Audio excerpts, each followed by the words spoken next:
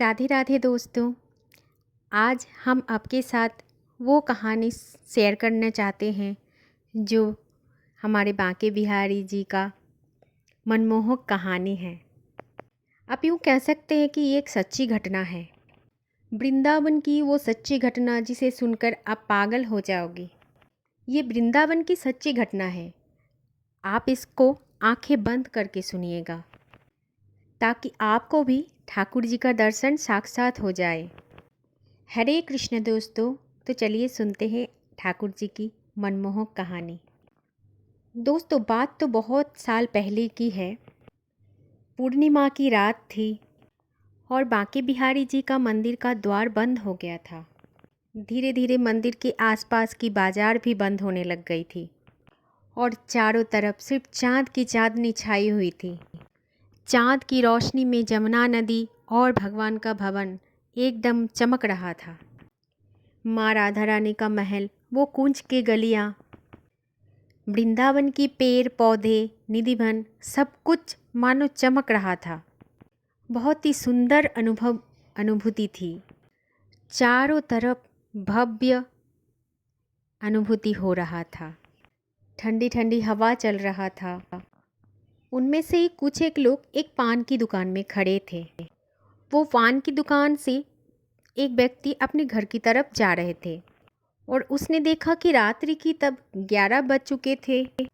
सारा बाजार बंद हो गया था, गलियां भी सुनसान हो गई थी, लेकिन एक दुकान से रोशनी आ रही थी।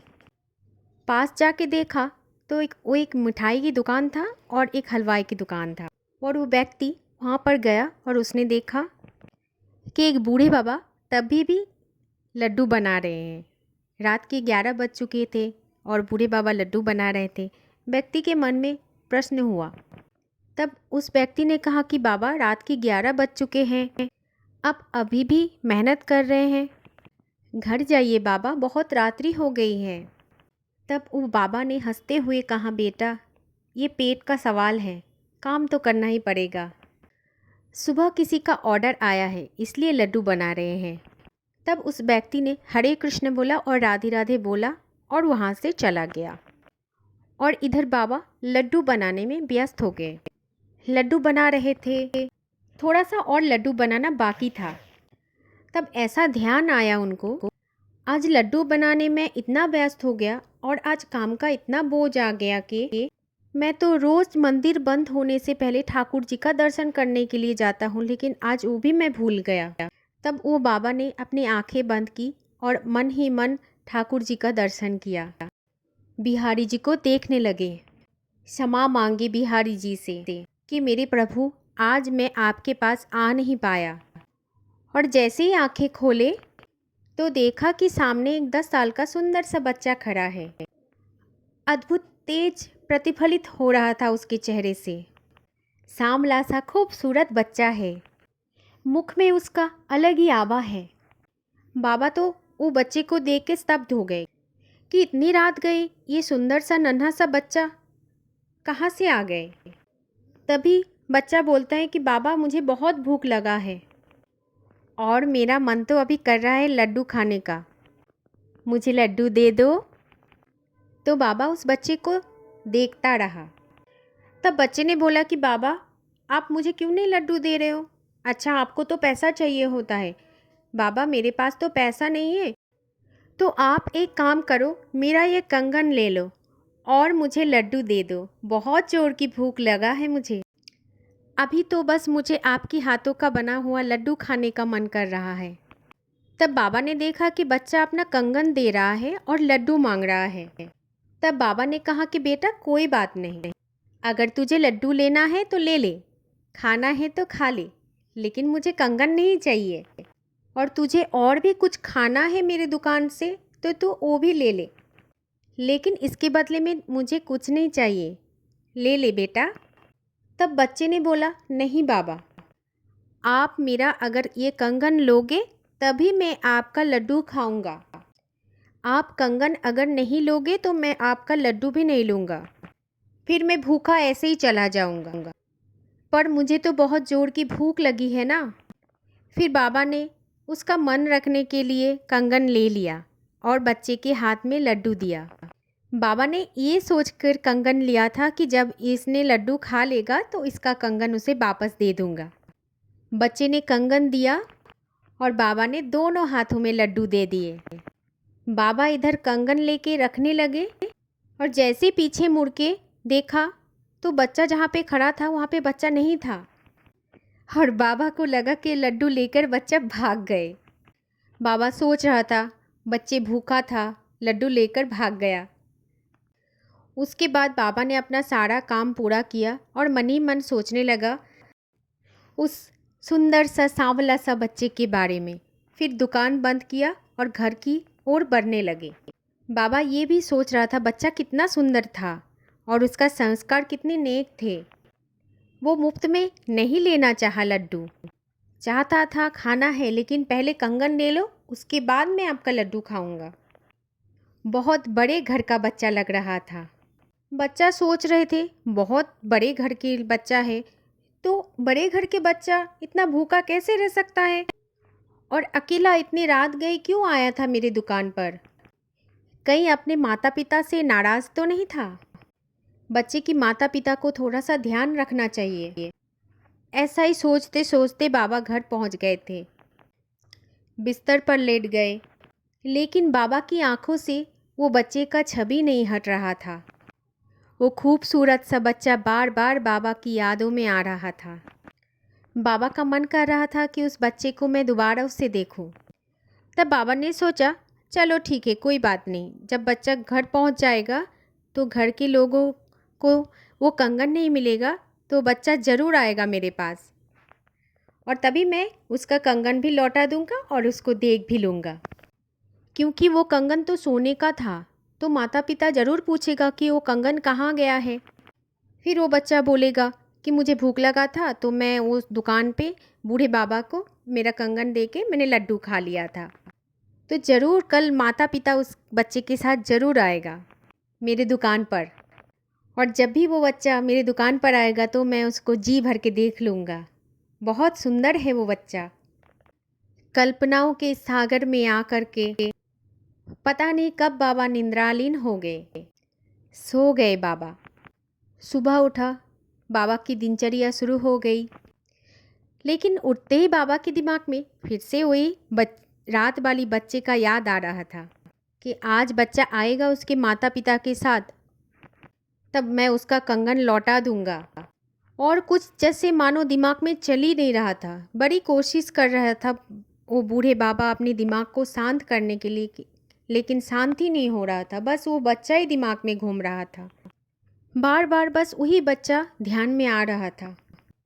दुकान पर पहुँचे, फिर दुकान खोली, अपना पूजा पाठ किया, दुकान पर सारा काम करके दुकान पर बैठ गया। बस सोचे जा रहे उसी बच्चे के बारे में ही सोचे जा रहे। कौन था वो बच्चा?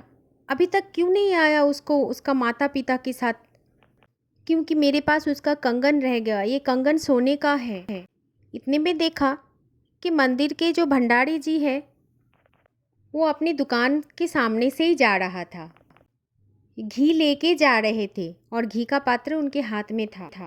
तो बाबा रोज़ की तरह आज भी वो भंडारी जी को आवाज़ दी, जय हो बिहारी जी की। कैसे हो आप भंडारी जी? तब भंडारी जी ने जवाब दिया, जय हो बिहारी जी, बस ठीक हूँ बाबा। भंडारी जी की ऐसे उदासपूर्वक आवाज़ सुन के बाबा को लगा कि भंडारी जी थोड़ा उदास दिख रहा है। तब भंडारी जी से पूछा, क्या हुआ भंडारी जी, आप आज बहुत उदास लग रहे हो, क्या हो गया? ऐसा तो आपको कभी भी नहीं देखा। तब भंडारी जी बोले, क्या बताए बाबा, आज ठाकुर जी का कंगन चोरी हो गया। कल मैंने अपनी आँखों से देखा था, उनके दोनों हाथ में कंगन थे, लेकिन आज एक ही हाथ में दिख रहा है। पता नहीं बाबा कौन चोरी करके ले गया हमारे ठाकुर जी का कंगन। और इधर जब ये बात भंडारी जी बाबा से कह रहे थे, तब ये बाबा जो है वो एकदम स्थिर हो गए थे। भंडारी जी ने देखा कि क्या हो गया कि बाबा के चेहरे में पसीना ही पसीना है।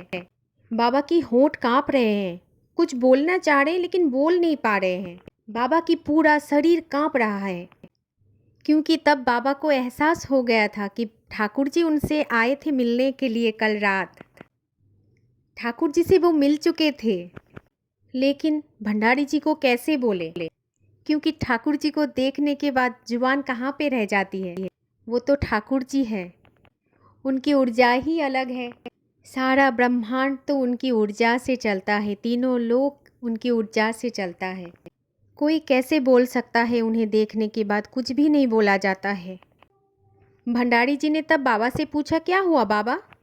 तब बाबा ने बड़े कांपते हाथों से वो कंगन उठाया और भंडारी जी से पूछा, भंडारी जी क्या यही ठाकुर जी का कंगन है? तब भंडारी जी ने बाबा से पूछा, बाबा ये आपके पास कैसे आया है? ये तो मेरे ठाकुर जी का कंगन है। तब बाबा ने सारा वृत्तांत भंडारी जी को बताया। बोला, कैसे आया था कल रात को ठाकुर जी मेरे पास और ये कंगन दे के लड्डू लेके गए थे।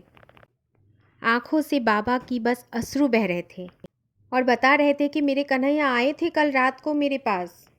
बहुत भूखे थे मेरे कन्हैया कल। बस ऐसा ही बोले जा रहे थे कि कंगन ले लो बाबा, मुझे बस लड्डू खाना है, और अगर अब कंगन नहीं लोगे तो मैं लड्डू नहीं लूँगा, मैं भूखा चला जाऊँगा। बाबा बहुत रो रहे थे ये सारी बात बताते हुए। तब भंडारी जी को याद आया कि कल रात्रि में ठाकुर जी को लड्डू का भोग दिया ही नहीं था, इसीलिए ठाकुर जी आ गए थे बाबा के पास लड्डू खाने के लिए। तब भंडारी जी वो कंगन लेके ठाकुर जी के पास चले गए। इधर बाबा अपने कन्हैया को याद करते रहा था कि कृष्णा कल मेरे पास आया था, यही तो माया है हमारे ठाकुर जी का। कभी भी किसी भी परिस्थिति में अगर आप उनको दिल से याद करोगे तो वो ज़रूर आएंगे आपके पास।